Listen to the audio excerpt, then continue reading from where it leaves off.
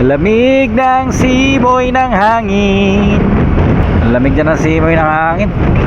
Pero grabe naman init sa umaga.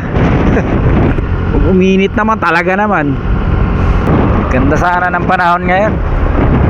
Pero di naman pangit ang biyahe. Hindi nga lang di maganda.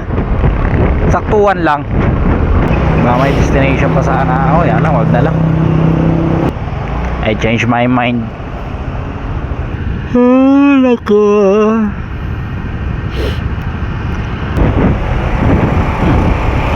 Akala ko may shooting.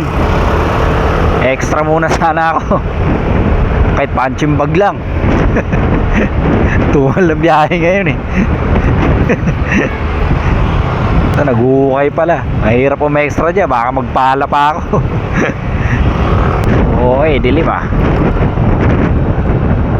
Oh, anong meron? Anong meron? What happened? What happened, dear?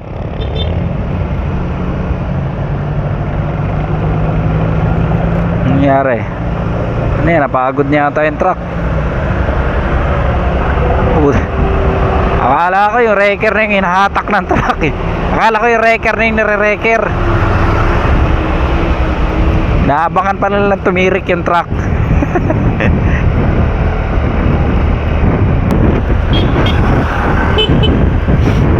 Mga tropa nating ubit. Ingat ka pa, men. Ito din talaga isa sa mga nagustuhan ko pag nagbabiyahe sa gabi.